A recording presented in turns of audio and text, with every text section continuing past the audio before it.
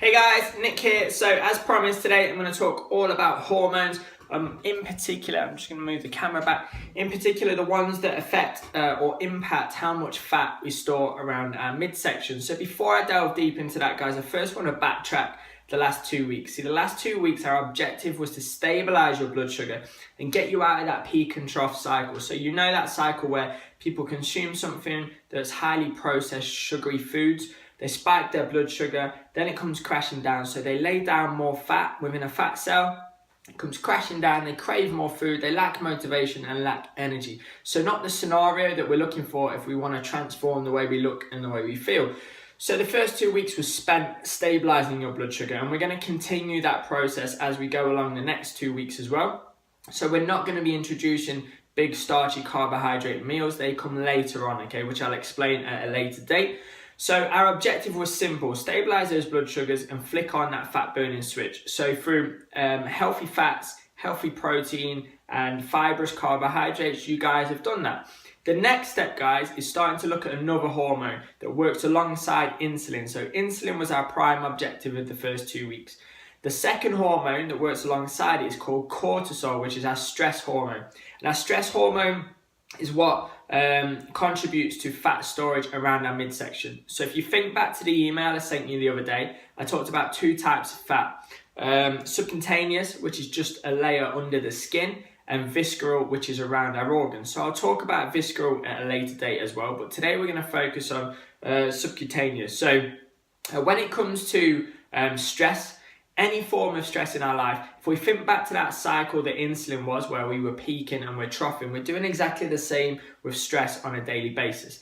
See, we have a built-in mechanism, right? And back in the day, if a saber-toothed tiger jumped out of the bushes, our body would go into what we call fight or flight mode. So it would release a whole cocktail of hormones, which include cortisol, so our stress hormones, adrenaline and noradrenaline. And it's their job to give you a massive influx of energy to either put up a fight against that tiger or get the hell out of there and run as fast as you possibly can. So essentially what they do is they provide energy as fast as possible to the muscles, shutting off every other mechanism. So your digestion shuts off, your ability to burn fat shuts off. Instead, you're going to start to store fat because your body's in a threatening zone. And what it's saying is, I need to store as much as I possibly can.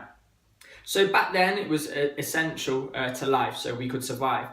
In today's society, we've taken that saber-toothed tiger and we've created multiple ones on a daily basis. So the first one is nutrition. So most people's nutrition isn't good, okay? So the first 2 weeks we spent getting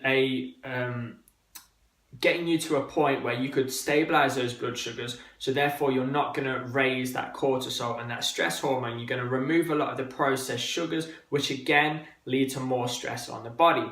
So nutrition is one. The second one is sleep. So a lot of people have a tendency to not really prioritize sleep. Instead, they're looking at their phone. Their kind of subconscious mind is constantly on the go, and so too is their conscious mind. They're thinking about things, they're thinking about work, they're thinking about bills, they're thinking about deadlines, whatever it is. So we have a lot of emotional stress as well. All of this, our body can't differentiate between a saber-toothed tiger and a deadline that you've got to hit. All it knows is that you're under a form of stress. So it does exactly what it does if faced with a saber-toothed tiger. It releases a cocktail of hormones, i.e. cortisol, adrenaline and noradrenaline. And over time, these lead to more fat storage. So more fat around the midsection.